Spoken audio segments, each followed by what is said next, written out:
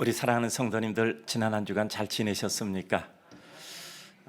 요즘은 그야말로 노곤이 우리들에게 몽환적 입체감을 주고 있는 그와 같은 계절입니다. 빠르게 지나간 지난 한 주간도 우리 성도님들이 하나님 은혜에 의지하고 또 주님의 기쁨 속에서 여러 가지 고통을 극복하며 사셨으리라 생각합니다. 저도 역시 우리 성도님들께서 기도해 주셨고 하나님의 은혜로 건강하게 잘 지냈고 오늘 또 이렇게 주일의 말씀을 전할 수 있게 되어서 매우 감사하게 생각합니다. 이 세상에서 가장 행복한 사람은 누구라고 생각하십니까? 아마 자신의 삶에 대해서 자존감을 가지고 자신 있게 그리고 담대하게 살아가는 사람일 것입니다.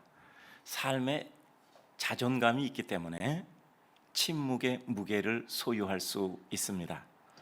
발언할 때는 남의 귓속에 대고 발언하지 않고 만인에게 담대하게 말하고 그 말과 자신의 삶의 행동에 대해 책임을 질 수 있는 자신감을 가진 사람일 것입니다. 삶의 굴곡진 언덕을 오르내리며 어려움을 겪을 수는 있으나 그 어려움을 극복할 것이고 결국 가야 할 목적지에 이르게 될 것입니다. 그리고 그것을 통해 하나님의 뜻을 이루고 많은 사람에게 기쁨을 제공해 줄 것입니다. 우리가 늘 기도하는 한 사람이 1000명을 돕는 주의 백성 될 줄로 믿습니다. 이런 삶을 사는 성도들은 그 삶의 존재에 대한 담대한 이유가 있습니다. 내가 왜 이 땅 위에서 현재를 살아가고 있는가에 대한 분명한 답을 가진 것입니다.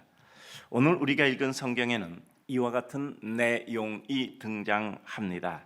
바로 사도 바울의 고백입니다. 사도 바울은 그가 세운 유럽 최초의 교회인 빌립보 교회에 전한 편지에서 고백합니다. 그리스도를 존귀하게 하기 위해서는 내가 살든지 죽든지 아무 상관없다. 나는 오직 그리스도의 꿈을 이루면 그것으로 행복하다라고 고백합니다. 나아가서 심지어는 그리스도를 위하여 그리스도를 존귀하게 되게 하기 위하여 그가 죽는 것조차 유익한 것이라고 여긴다는 자신의 삶에 대한 자신감과 담대함을 표설하고 있습니다. 더욱 이 편지는 사도 바울이 감옥에 갇혀 고통을 받는 상황 속에 보내진 편지입니다. 복음 전하다, 그것으로 말미암아 오히려 핍박받아 가장 고통스러운 모든 자유를 감금당하는 이와 같은 상태에서 그의 자신감과 담대함은 공허한 것이 아니라 현재적 고통 속에서도 담대하게 피력되는 것이기에 매우 사실적이고 힘이 있게 느껴집니다. 겉보기에는 고통에 빠진 사람이 오히려 자유롭고 편안한 사람들을 격려하고 지도하는 모양입니다. 이런 앞뒤가 맞지 않는 전혀 어색한 형국이 이상하지 않게 받아들여질 수 있는 것은 사도 바울이 가지고 있는 내면 세계의 탄탄함이 우리들에게 여실히 느껴지기 때문입니다. 그는 비록 몸은 감옥에 있을지라도 밖에 있는 어떤 이들보다 자유로운 자아를 가지고 있습니다. 그 어떤 이보다 기쁨에 처해 있으며 그 어떤 이보다 그는 소망이 있기에 삶의 모든 것을 능가할 수 있는 기쁨을 누릴 수 있는 것입니다. 이 앞뒤 안 맞는 이유는 무엇입니까? 바로 사도 바울의 마음에는 예수 그리스도께서 그 가슴 속에 임재하고 있기 때문입니다. 그의 가슴에는 오직 그리스도께서 살아 계심으로 이 세상의 모든 것을 능가하는 기쁨이 있기 때문입니다.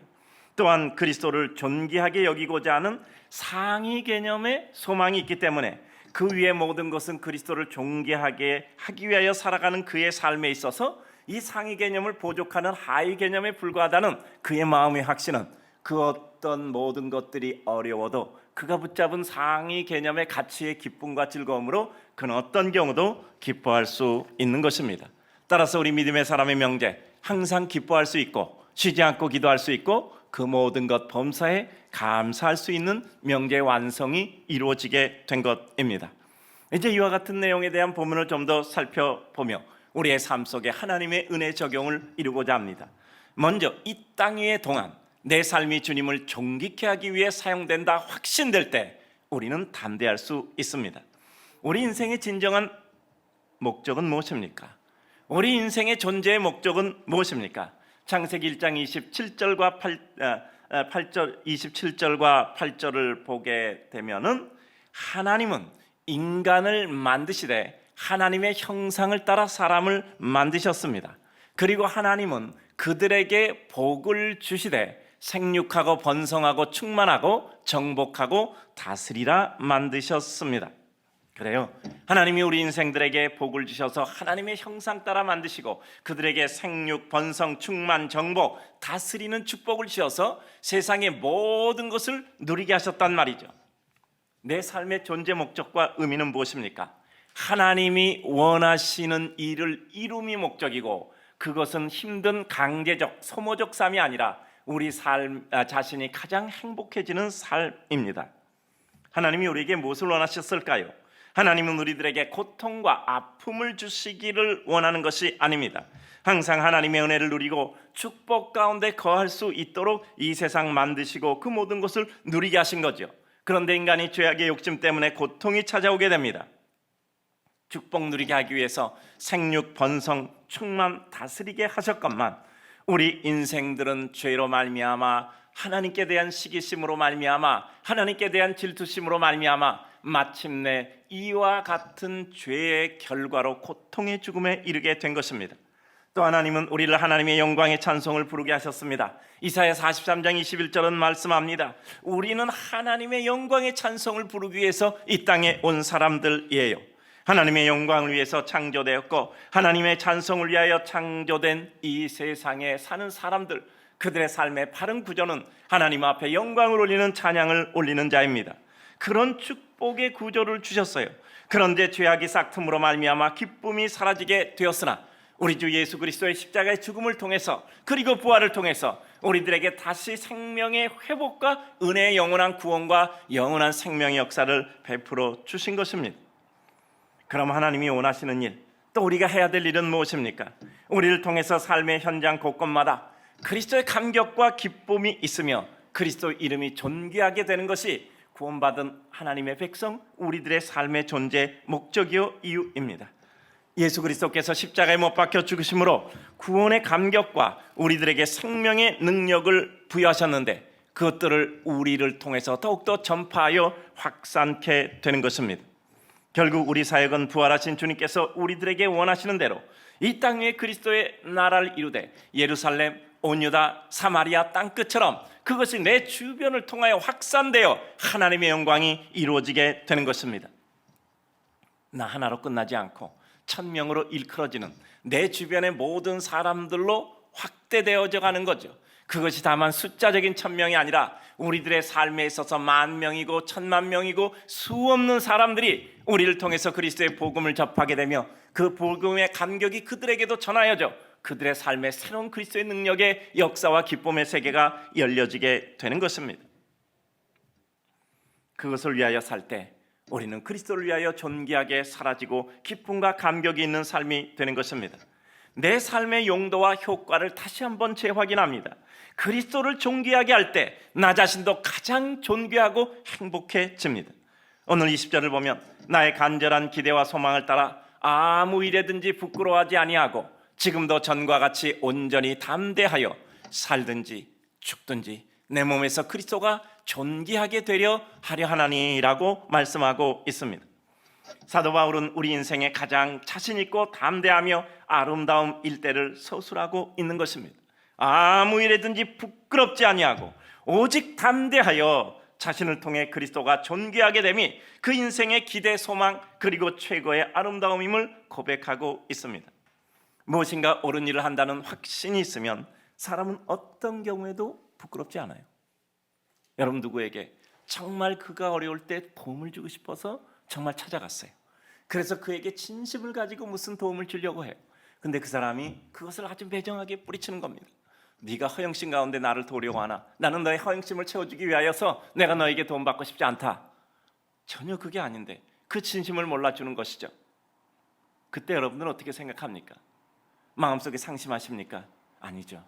이 사람이 너무 어렵구나, 진실을 알아보지 못할 만큼 그 마음이 병들어 있구나 라고 생각해서 오히려 그를 끌어안고 울며 여러분의 진심을 보여줄 수 있는 이와 같은 아량이 생길 수도 있겠죠.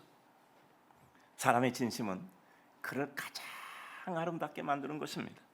그의 부끄러운 모습이 부끄럽지 않고 오히려 마음의 기쁨으로 담대하게 다가가 그의 진실을 실현하기 위해서는 그 어떤 수모와 어려움도 참아내며 수행할 수 있는 것입니다. 무엇인가 옳은 일을 한다는 확신이 서는 사람은 어떤 경우에도 부끄럽지 않습니다. 우리 인생의 가장 부끄러운 때가 어떤 때입니까? 하나님의 뜻은 이것인데 라고 분명히 알고 있음에도 불구하고 어쩔 수 없는 내 형편과 내 욕망 때문에 하나님의 뜻과 양심의 소리를 외면할 때가 아닙니까? 우리가 비록 힘이 들고 모든 것이 내 마음대로 안 될지라도 분명히 하나님이 원하시는 일을 하고 있을 때, 무엇인가 옳은 일을 하고 있다라는 확신이 설 때, 비록 그 순간이 어떤 때라 할지라도 가장 기쁨이요 최고의 때입니다. 인생의 모든 것을 이루는 가장 중요한 전가의 보도가 있어요. 그게 뭐죠? 인내입니다. 인내라는 관문을 통과하지 않고, 인내라는 터널을 통과하지 않고 이룰 수 있는 최고의 아름다움은 없습니다. 근데 그 인내를 이룰 수 있게 하는 게 무엇입니까? 소망이지 않습니까? 소망이 있기 때문에 그 고통의 구간을 통과하는 인내를 발휘할 수 있는 것입니다. 어떻게 인내할 수 있죠? 무엇인가 옳다가는 일을 하고 있다는 확신이 설 때, 어떤 순간 어떤 때라 할지라도 가장 큰 기쁨과 은혜를 누릴 수 있는 것이죠. 인생의 가장 좋은 최고의 것은 항상 고통의 때에 우리에게 주어집니다. 근데 그 고통의 때에 주어지는데 요건이 있잖아요. 고통의 때 망가지지 않고, 고통의 때 우리를 보존하고, 고통의 때에 우리가 오히려 하나님의 은혜를 획득할 수 있는 하나님의 백성으로 그 자리에 있어질 때, 고통의 때 우리에게 최고의 것이 주어져 밝음의 때 우리들에게 그것을 마음껏 실현할 수 있는 하나님의 역사가 이루어지는 것이죠. 근데 고통의 때 어떻게 당당할 수 있습니까? 내게 하나님이 함께 하셔서 지금도 내가 하나님의 백성으로 존재하고 있고 하나님의 영광을 위해서 살아가고 있다라는 마음의 확신이 우리들에게 있을 때입니다. 세상 잘못으로 인하여 비난받는 것이 아니라 그리스도로 인하여 고통을 당하는 일이 있을 때 그것은 우리의 진정한 기쁨이고 자부심입니다. 가끔 우리 성도님들 많은 수고와 봉사하는 모습을 보며 참 기쁘고 감사하다라는 생각을 하게 됩니다. 힘들고 시간도 없고, 특별히 여러분 봉사하고 수고하는 성도님들 보면 그 사정과 여건이 다 편해서 하신 것만은 아닌 거 알잖아요. 정말 고통스러워서 그 마음 부여잡고 있기도 힘든데 그래도 의연하게 봉사하고 수고하고 애쓰는 모습을 보면 주님께서 우리들에게 그 순간을 위로할 수 있는 가장 좋은 방법이 우리의 고통을 넘어서는 하늘의 기쁨을 누리는 것이구나 라는 것을 체험하게 됩니다. 어느 날 문득 내가 조그만 내 유익 위해 사는 것이 아니라 무엇인가 그리스도를 위해서 살 때, 주님이 사랑하시는 또 그 도울 백성을 위하여 살아가는 내 모습을 발견할 때 우리는 영적 자존감을 회복하게 되는 겁니다. 결국 우리가 주님 앞에 산다는 것은 내가 조금 더 편하고 조금 더 유쾌하고 조금 더 안온한 생활을 하는 것이 아니라 모든 것을 통해서 하나님의 기쁨을 이룸이라고 생각할 때 그 순간이 우리들에게 가장 극적인 기쁨을 허락하는 것이죠. 그리고 그것은 우리들에게 힘을 주는 겁니다. 모든 것이 용도에 맞는 자리에 있는 것이 가장 아름다운 것입니다. 나의 용도는 무엇입니까? 하나님을 위해 사는 것, 하나님의 영광을 위해 사는 것, 하나님의 기쁨을 위해서 사는 것이죠. 하나님의 기쁨이 무엇입니까? 하나님의 은혜가 필요한 이들에게 우리가 하나님의 은혜로 나아가는 것이죠. 우리는 세상에 하나님의 은혜여야 해요. 사람들이 우리를 통해서 하나님의 은혜를 느낄 수 있다면 그것보다 더 큰 기쁨이 있겠습니까? 또 우리는 하나님께 예배드리는 예배자입니다. 우리가 하나님 앞에 예배드리는 사람으로, 하나님을 찬양하고 경배하고 예배드리는 사람으로 내가 하나님 앞에 깨끗하고 정돈된 마음 가지고 하나님 앞에 나와 나를 갈고 닦아 예배를 드리며 내 삶이 예배적 삶으로 형성될 때 우리는 마음의 자신감을 가지게 되는 거죠. 아름다운 주의 복음을 전파하는 자입니다. 주의 뜻을 이루는 봉사자예요. 나는 주님의 이름으로 사랑을 전하는 사랑의 전달자예요. 주님의 은혜를 이루는 하나님의 은총의 백성일 때 우리는 그 어떤 어려움과 시련을 능가할 수 있는 인내를 이루고 하나님의 기쁨을 그 순간에도 누리고 있기 때문에 그 구간을 은혜로 통과할 수 있는 것입니다. 우리는 그 일을 감당할 때 하나님의 은혜와 능력 가운데 가장 아름다운 역사를 이루는 것입니다. 그래요, 이 일을 위해 우리는 바로 판단하고 주님의 역사를 이루고 주님을 위해서 수고하고 애쓰는 삶이 우리들에게 고통이 아니라 기쁨이어야 합니다. 이렇게 우리는 하나님의 영광을 위하여 자신이 사용될 때 자신이 있고 담대한 것입니다.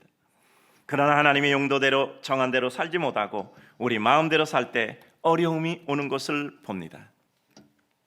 사무엘상 13장 8절을 보면 사울 왕이 하나님 앞에 버림을 받게 되는 장면이 나옵니다. 이스라엘 백성 중에 왕을 뽑을 때 가장 준수한 사람, 가장 겸손한 사람을 뽑았어요. 근데 그가 연전연승하고 그의 삶 가운데 마음의 자만심이 들 때 그는 추락하고 말았던 것입니다. 대단히 총명 있는 사람이었어요. 근데 그 총기가 흐려진단 말이죠. 여러분, 우리 인생의 총기가 흐려지면 우리는 어떤 일이든지 할 수 있죠. 블레셋이 쳐들어옵니다. 전 같으면 기도하고 하나님 앞에 은혜로 그 일을 이룰 텐데 사울 왕의 마음은 이미 흐려져 있던 것입니다. 그러나 그는 형식은 갖추기 위해서 사무엘 선지자를 부릅니다. 그런데 하나님께 제사드리고 나가서 블레셋과 싸우리라 하고 생각은 했지만 사무엘 선지자가 기다려도 시간이 돼도 오지 않아요. 그 마음이 흔들립니다. 사무엘 선지자 아직 안 왔는데 얼른 이와 같이 제사를 드리고 싸워야 되는데 뭐 형식적으로는 그럴듯한 논리를 가졌죠. 백성들의 마음이 흐트러지면 전쟁에서 패한다. 급해서 자기가 제사장만이 할 수 있는 그와 같은 하나님께 제사장직의 역할을 감당합니다. 아무리 구약시대에도 왕은 제사장의 일을 할 수가 없는 거예요. 그래서 자기가 이런 제사를 드릴 제물을 가져오라 하고 제사장의 역할을 감당했을 때 이미 사무엘이 도착해 보니 그 일이 다 끝나버린 겁니다. 사무엘은 거기서 하나님의 진노를 봅니다. 크게 두려워 떨죠. 그리고 하나님의 말씀을 그에게 전합니다. 왕의 나라가 길지 못할 것이라. 여호와께서 왕에게 명하신 바를 왕이 지키지 아니하였으므로 여호와께서 그 마음에 맞는 사람을 구하여 그 백성의 지도자로 삼으시리라. 이미 사울왕 당신에게 촛대가 옮겨졌나이다. 그 이후로 사울왕은 내리막의 길을 걷게 됩니다.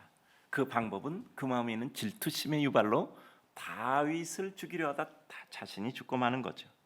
올바른 목적, 용도, 바른 자세, 방법, 마음 가지고 하나님 앞에 주의 역사를 이루어야 합니다. 내 용도가 무엇인가? 내 용도가 무엇인가? 용도에 맞게 내가 사용될 때 하나님 앞에 주의 뜻을 이루는 것, 사랑하는 용도예요. 근데 미워하면 용도에 맞지 않잖아요. 은혜를 베푸는 용도예요. 그런데 우리가 원수를 갚으면 그것은 우리의 용도가 아니잖아요. 성도의 삶으로서 내가 하나님의 백성이면 하나님의 백성으로, 하나님의 방법으로 하나님 나라를 위하여 내 마음 정돈하고 주의 뜻을 이루며 살아가야 합니다. 이 평범한 말이 그렇게 쉽지 않다는 거 알잖아요. 정직하게 살라. 정직하게 사는 것이 얼마나 어렵습니까? 그러나 정직하게 살기 위해서 버둥거리는 것이 우리의 몫이라고 생각합니다. 사랑하고 사는 게 얼마나 어렵습니까? 그러나 그렇게 살려고 버둥질 치는 것이 우리의 삶이어야 하지요. 우리의 총기가 흐려지는 순간 우리는 잘못 판단하여 그릇된 일을 이루고 나는 무엇인가 열심히 수고했어요. 근데 결과는 아무 결과가 없는 것은 하나님과 관계없는 일을 했기 때문입니다. 그런 삶이 반복되면 나오는 현상은 뭐죠? 자꾸 불안해져요. 영적 자신감을 잃어버리고 위축되는 심정을 느낍니다. 우리는 영적 존재이기 때문에 하나님과 관련 없는 삶을 살면 아무리 허장성세를 이룬다 할지라도, 아무리 화려한 삶의 순간을 맛본다 할지라도 반드시 위축되어 그것을 잊기 위하여 하나님과 더 멀어지는 길을 걷게 됩니다. 그러므로 내 삶에서 추구하는 기쁨이 과연 그리스도를 존귀하게 여기는 데 있는가는 우리는 스스로 수시로 우리의 삶을 점검하는 것입니다. 우리 마음에 묻기를, 과연 내 마음의 중심이 예수 그리스도의 이름이 존귀하게 되는 데 있는 것인가? 아니면 내가 편해지기 위하여 예수 그리스도는 나의 도움을 주는 분인가를 면밀히 생각해 봐야 합니다. 우리가 예수 그리스도를 위해 그리스도의 이름과 영광을 위해 존재하게 됨을 위하여 우리가 존재하고 있을 때 진정한 기쁨이 있는 겁니다. 내 마음의 어려움 정도를 해결하기 위해서 주님이 그 도움자 정도 되시고 주님이 나의 보적적 역할을 감당하시는 분이 아니라 내 삶이 주를 위해 살게 될 때 우리에게는 이전에 느끼지 못했던 새로운 감격과 영광의 역사가 있게 되는 거죠. 우리 삶은 담대하고 자신 있고 삶의 자존감과 분명한 이유를 가지고 살게 되는 것입니다. 그 다음입니다. 하나님을 위한 삶으로 분명한 삶의 목표를 정하고 담대히 살아가는 성도는 어떤 경우에도 흔들리지 않습니다. 사도 바울은 그 글을 쓴 장소는 복음을 전하다 갇힌 바 된 감옥이었습니다. 하지만 그는 살든지 죽든지 그의 앞날을 알지 못하는 이와 같은 상태에서도 그리스도의 이름을 존귀하게 되는 것 외에 아무것도 바라는 것이 없습니다. 아무것도 할 수 없는 상태잖아요. 고대 시대의 감옥이 어떠했겠습니까? 어떤 시설이 있었겠습니까? 삶과 죽음을 넘어선 것입니다. 어떤 고통과 아픔과 답답함이 그의 마음에 아무런 장애물이 되지 않았습니다. 여러분, 사도 바울이 정말 버둥질 친다는 거 아시지 않습니까? 그런 가운데서도 서신서를 써서 백성들을 목양하고 있었던 겁니다. 주의 복음을 전하라고 격려하고 있는 것이고요, 믿음 안에 바르게 살라고 그 가운데도 그런 확고하게 그들에게 전언하고 있는 것입니다. 그 어떤 여건 속에서도 우리가 할 수 있는 일은 있어요. 아무것도 할 수 없는 때는 아무 때도 없습니다. 그 어떤 때도 우리는 어떤 일이든지 할 수 있는 하나님의 은혜와 영광 가운데 살아갈 수 있는 겁니다. 사도 바울이 아무것도 할 수 없는 그 고대 시대에 그와 같은 고통의 상태에서 그는 이와 같이 오늘도 우리에게 전해지고 있는 서신서, 특별히 옥중서신을 쓰고 있었던 것입니다. 이사야 54장 4절은 말씀합니다. 두려워 말라, 내가 수치를 당하지 아니하리라. 놀라지 말라, 내가 부끄러움을 보지 아니하리라고 말씀하고 있습니다. 삶의 목표가 분명하지 못하면 늘 흔들리고, 하나님께 초점 맞춰 목표가 분명하면 흔들리지 않습니다. 우리들 그런 거 스스로 느끼지 않습니까? 자꾸 내 마음이 흔들리잖아. 어려우면 흔들리고, 위축되면 흔들리고, 왠지 두렵고, 정말 내 삶을 앞을 알 수 없는 것 같고, 그렇죠. 그러나 하나님께 초점 맞춰보면 삶의 길이 선명해 보인단 말이에요. 갈 곳이 있잖아요. 무엇인가 해야 될 삶의 목표가 있잖아요. 하나님을 존귀하기 위하여 내게 해야 될 내 몫이 있잖아요. 결국 내 몫이라면 하나님께서 이루게 하시겠죠. 내 삶의 분명한 목표가 정해지지 않으면 언제나 흔들립니다. 목표가 분명하면 어떤 흔들릴 여건이 와도 우리는 어려울수록 더욱더 항전력이 작용하여 도전에 대한 은견의 역사를 발휘하여 역사 발전을 이루게 되는 것입니다. 어려움은 우리로 하여금 각종 능력을 구비케 합니다. 하나님이 우리에게 은혜 주실 때 어떤 은혜를 사용하시는가 생각해 볼까요? 하나님은 우리가 하나님께 간구할 때 하늘에서 능력을 뚝 떨어뜨려 주시는 경우도 있지만 그렇지 않은 경우가 더 많아요. 어떻게 우리에게 은혜를 주시냐면 어려움 가운데 그 어려움을 헤쳐가는 기간을 통해서 능력을 구비케 하시는 거예요. 그래서 한 번 하면 능력이 돼서 그것을 통해서 하나님의 은혜를 지속적으로 부여하시는 것입니다. 늘 말씀드리잖아요. 한 번 하면 능력이다. 한 번 하면 됩니다. 근데 그 한 번 하면 능력이 뭐죠? 과정을 포함한 한 번이어야 돼요. 즉 고통을 겪어서 해결한 그 한 번이어야 된단 말이죠. 하늘에서 뚝 떨어진 한 번은 한 번으로 끝나는 겁니다. 그러나 우리에게 고통을 능가할 수 있는 힘을 주셔서 눈물과 애씀과 간곡한 기도와 허리 끌어지는 애간장 끌어지는 이와 같은 기도 속에 하나님의 뜻을 끊임없이 간구하며 그 일을 이뤘을 때 그것은 단순한 그 한 번이 아니라 그것을 통해서 우리 인생 전체를 통과할 수 있는 하나님의 은혜의 구비가 부여된 것이죠. 하나님의 능력은 우리의 생활 속에 이와 같은 모든 문제를 처리하면서 어려움을 겪으면서 우리들에게 주어진 상황을 해결하면서 우리에게 오는 것입니다. 처음에는 울며 불며 그 일을 처리했어요. 시간 지나면 하나님이 나에게 이런 때 이런 은혜를 주었겠지라고 생각하면서 꾸덕꾸덕한 마음으로 그 일을 갑니다. 반복되면 그것은 어려움도 아니에요. 하나님을 사랑한 자에게 큰 평안이 있으니 장애물이 없다 그랬죠. 장애물이 없을까요? 다른 사람이 보면 장애물이에요. 근데 그가 보기엔 아무런 장애물이 아닌 거야. 장애물보다 더 큰 사람이 돼버렸으니까. 그래요. 은혜는 우리에게 어려움일 수도 있고 고통일 수도 있고 지루한 인내의 과정일 수도 있습니다. 그러나 삶의 목표가 하나님을 위한 삶으로 분명하다면 우리는 그 어떤 경우에도 공고한 때에도 흔들리지 않습니다. 하나님은 나에게 은혜 주실 것이야. 그리고 하나님은 이 은혜를 이 순간을 통해서 주실 것이니 남는 마음 흔들리지 말자라는 확신을 가지게 되는 것입니다. 우리 늘 말씀드리잖아요. 노래처럼 부르잖아요. 엎어졌을 때 그냥 일어난 사람 바보예요. 아니 엎어지는 값을 치렀다면 뭔가 대가를 얻고 어디 일어나야 될 거 아니야. 엎어졌다면 반드시 바닥에 무슨 글씨가 써 있는지, 바닥에 어떤 보물이 있는지, 하나님이 나를 왜 엎어지게 했는지 그 이유를 찾아서 손에 붙잡고 그 대가를 찾고 하나님이 나에게 주시기 원했던 선물을 붙잡고 내가 하나님께서 나에게 부여하신 그 은혜를 내 손에 쥐고 일어나야 되지 않겠습니까? 왜 값치르고 아무것도 얻지 못하고 왜 고통 속에서 그냥 빠져나와서 도망쳐요? 절대 고통에서 그냥 도망치면 안 됩니다. 오히려 더 깊은 고통의 심연으로 뛰어들어 그 고통이 우리에게 질려서 우리들에게 선물을 갖다 바치고 우리를 내보낼 때까지 우리는 절대 고통에서 그냥 나오면 안 돼요. 우리는 하나님의 은혜 가운데 고통을 정복하여 하나님의 은혜의 거룩한 정복지로 만들어야 합니다.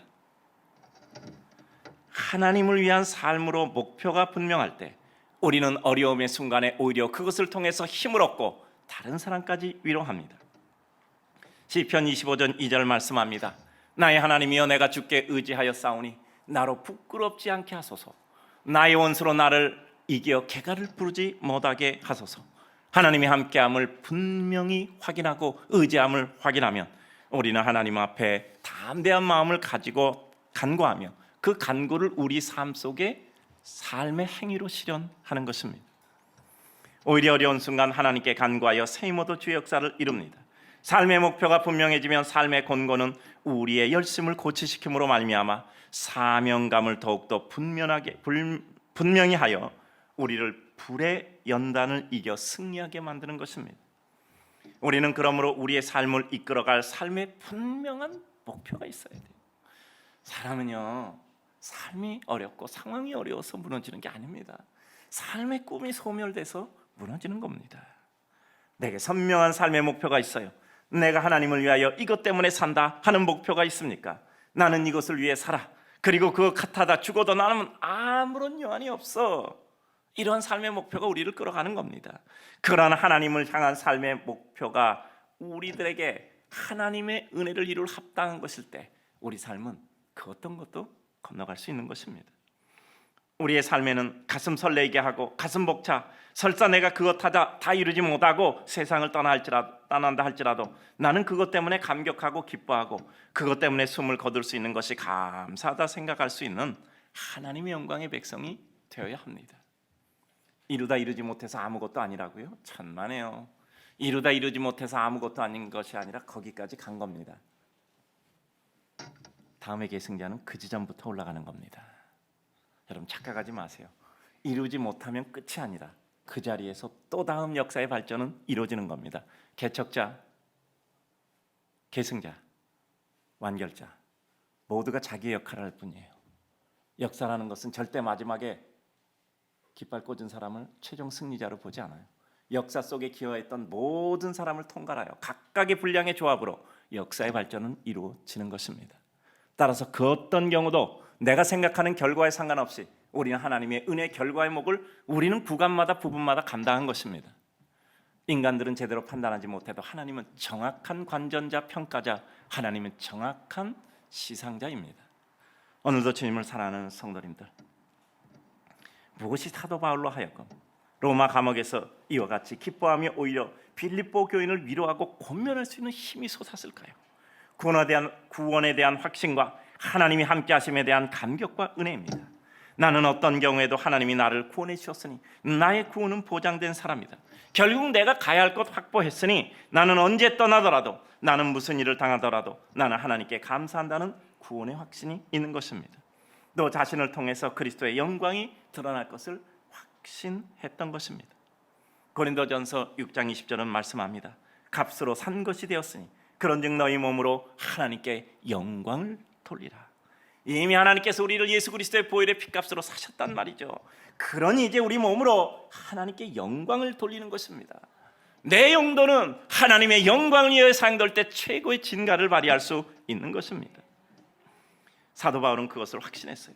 내가 감옥에 있어도 어디 있어도 내 삶을 통해서 하나님은 영광을 받으실 거야. 그러면 나는 무엇을 해야 돼? 거기 있어도 편지를 썼단 말이에요.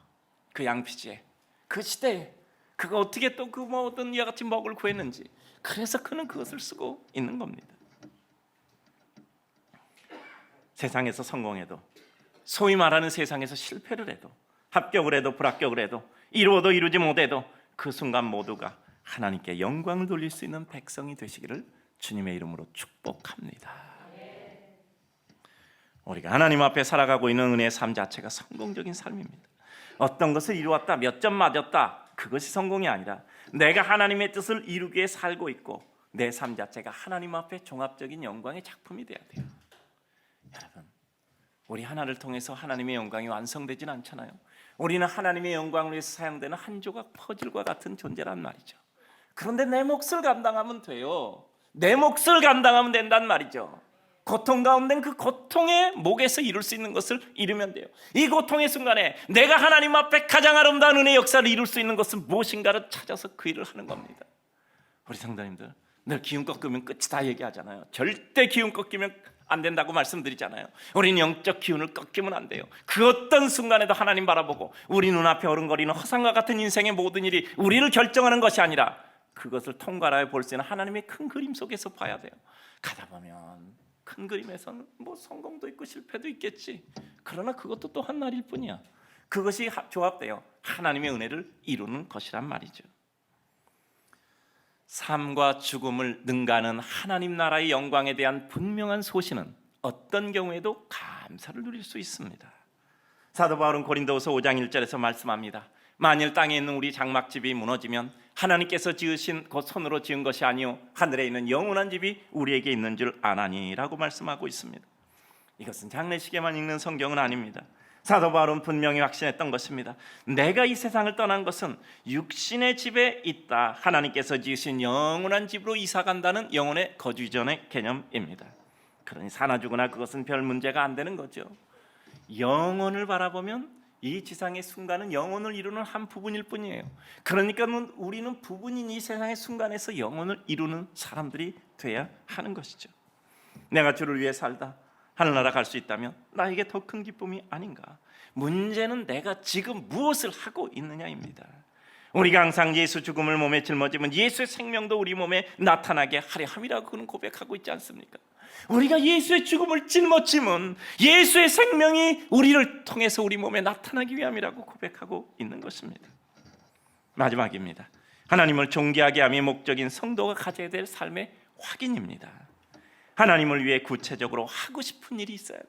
내가 하나님을 위해서 뭔가 하고 싶은 일이 있어야 되잖아. 내가 밥 먹고 살기 위해서 버둥거리는 것이 내 인생에 하고 있는 유일한 일이 아니라 내가 무엇인가 하나님을 위해서 정말 내 몸이 부서져도, 그리고 내가 모든 진액이 다 빠져도 내가 하나님 앞에 정말 뭔가를 하고 싶은 이와 같은 소망이 있어야 되잖아요. 우리가 항상 잠자리에 들 때 얼른 자고 일어나 내일 아침 주를 위해서, 그 주님이 사랑하시는 연약한 백성 위해서 무엇인가 하고 싶은 일이 있다면 그것은 행복한 삶입니다. 잠자리에 들 때 감사합니다. 오늘도 하나님께서 나에게 맡겨진 일 조금이라도 애쓸 수 있어서 감사합니다. 이룬 것 없고 또 하나님께 부끄럽지만 그래도 내일 아침 저에게 주시면 제가 어제 이루지 못한 것도 애는 쓰도록 하겠습니다. 설레이는 소망 가지고 하나님 앞에 깊은 잠을 청할 때 우리의 삶에 얼마나 아름다운 은혜가 임하는 것입니까? 자자 깰 때도 아침에 일어날 때 말이에요.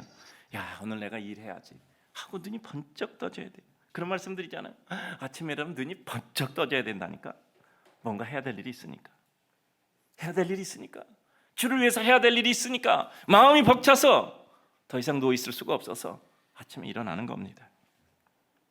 또한 우리는 주님을 위해 꿈과 기대와 소망을 가졌기에 고통스러운 인내를 할 수 있는 것입니다. 인내 기간 동안에도 소망으로 인해 기쁨이 커서 고통을 느낌보다 소망의 꿈을 바라보고 감격 속에 고통스러운 삶을 딛고 오히려 모두가 힘들어하는 때도 감사 기쁨으로 주를 바라보는 것입니다. 거듭 말씀드립니다. 우리 인생의 대부분은 고통의 때 결정돼요. 근데 고통의 때 어떻게 최고를 결정할 수 있을까요? 고통보다 더 큰 기쁨이 있어? 다른 사람은 고통스러워하는데 그 기쁨 때문에 그 고통의 구간을 고통스럽지만 않고 기쁨으로 건너가게 되는 거예요. 그런데 기쁨으로 건너가다 보니까 채집할 게 많아요. 채집할 게 많아요. 그러니까 그 구간을 맞췄을 때 나는 많은 것을 소유하게 된 것입니다. 하나님을 위해 어떤 일을 함이 영광이라 확신이 돼야 합니다. 어떤 일을 할 때 내가 살든지 죽든지 일을 할 수 있다는 것이 얼마나 감사한가를 느낄 수 있어야 합니다. 우리 사랑하는 성도님들, 주님의 이름으로 축복합니다. 우리 성도님들은 절대 병상에 누워서 세상 떠나지 마세요. 하나님의 일을 하다 세상을 떠나시기를 주의 이름으로 축복합니다. 하나님 앞에 예배드리다, 예배드리러 오다, 예배드리고 가다, 주님 앞에 봉사하러 가다, 내 인생에서 뭔가 주를 위해서 버둥질치며 하나님 앞에 수고하고 애쓰다. 가장 명예로운 군사의 가장 큰 축복은 전쟁의 현장에서 그의 삶을 마치는 거예요. 우리는 이 세상 마치는 순간에도 현장에서 우리의 삶을 마칠 수 있기를 주님의 이름으로 축복합니다. 마지막까지 주를 위해서 살다 주님 앞에 우리는 재화 연기가 돼서 하나님께 드려지고 가는 것입니다. 살아서 일할 수 있다면 감사하고 또 일하다 죽으면 영광이 더 감사하다 하는 삶은 축복된 삶입니다. 그 축복이 주님을 위한 것일 때 우리의 삶은 가장 기쁜 축제예요. 우리 성도님들, 내 삶을 투입해 살아가야 될 내일을 정했습니까? 무엇 때문에 버둥거리십니까? 무엇 때문에 괴로워하십니까? 무엇 때문에 고통스러워하십니까? 내가 예수의 이름을 존귀하게 여기며 살아도 죽어도 주님의 뜻을 위하여 살고 죽는 것이 내 영광이다 생각해서 그 영광에서 버둥거리십니까? 우리 한번 생각합시다. 내가 이거 하다 살아도 영광이요, 이거 하다 죽어도 영광이다 생각하면 여러분 그 일 하세요. 어떤 것도 좋습니다. 세상에 어떤 일도 좋아요. 그 일하는 게 내가 정말 주를 위해서 일하니 내가 일하다 죽어도 살아도 나는 감격이다 생각하면 그 일 열심히 하세요. 일시적인 감정에 빠져 나는 이것 때문에 죽는다 상다가 아니라 정말 내가 일을 해서 죽어도 영원한 가치가 있는 것이기 때문에 내가 마음에 조금도 후회되지 않는다라고 생각할 때 우리는 참된 일을 추구하고 있는 것입니다. 주를 위해 살아감이 모든 것을 능가하는 큰 기쁨이 돼야 돼요. 우리는 자다 깨도 숨 쉬다가도 내가 살아있는 것을 느낀다면 내가 주를 위해서 살 수 있어서 감사하다 라는 것이 우리에게 느껴질 때 최고의 감격입니다. 따라서 합시다. 내가 숨 쉬는 것, 내가 지금 어떤 일을 하는 것, 주님을 위해서 이렇게 하고 있으니 너무 감사하다. 꼭 교회에 있어야만 되는 건 아니에요. 어디에 있어도 내 삶의 모든 것이 주님 앞에 초점 맞춰져 있다면 그것은 하나님의 역사예요. 내가 원하는 것이 이루어져도 이루어지지 않아도 그 어떤 순간도 주님께서 나를 통해 주의 뜻을 이룰 것을 믿으니 우리는 감사하게 되는 것이죠. 내가 주님 안에 있음으로 기쁘다 생각할 수 있을 때 우리는 은총의 백성입니다. 어찌 생각하면 우리는 살다 보면 마치 주님이 나를 위해 있는 것처럼 여겨질 때가 있어요. 주님이 나를 위해서 있는 것처럼 여겨질 때 우리는 감격하잖아요. 근데 어느 날 그것보다 더 큰 감격이 생겨요. 야, 주님이 정말 나를 위해서 이렇게 계시구나 하는 것보다 더 큰 감격이 생겨요. 그게 뭡니까? 야, 내가 주님을 위해서 사는구나. 근데 아멘도 안 해. 자다죠. 야, 내가 주님을 위해서 살고 있구나. 그 순간 우리는 주님이 나를 위해서 존재한다는 때보다 더 큰 감격이 있는 거예요. 우리 성도님들 그렇게 사시기 바랍니다. 삶이란 참 쉽지 않아요. 너무 많은 변수가 있어요. 기쁨으로 문 열고 방에 들어갔어요. 근데 갑자기 전화가 와서 전화 받았는데 그 전화에서 들려오는 한마디 때문에 갑자기 앞이 흑빛으로 보이는 거예요. 한 장면 바라보고 나서 혹은 몇 마디 메모 받아든 것 읽고 나서 갑자기 모든 것이 슬픔으로 바뀌기도 해요. 그러므로 우리는 모든 상황을 넘어서고 능가하는 기쁨의 근원을 가지고 있어야만 우리는 기쁠 수 있는 겁니다. 삶은 너무 가변적이에요. 그래서 거기다 우리의 눈길을 맞추면 너무 현란해서 마치 우리는 어지럼증에 토할 것 같아요. 그 어떤 상황에도 그것을 능가하는 더 큰 기쁨, 우리가 늘 좋아하는 상위 가치를 가져야 하위 가치를 능가할 수 있는 것입니다. 자, 우리 여기 한번 여러분 자막 한번 읽어주시기 바랍니다. 시작. 살아갈 삶에 분명한 이유가 있고 그 이유가 주 예수 그리스도를 위한 삶일 때 삶은 당당하고 담대할 수 있으며 가장 행복할 수 있습니다. 우리 삶의 진정한 소망은 예수 그리스도입니다. 자, 따라서 합시다. 우리 삶의 진정한 소망은 예수 그리스도입니다.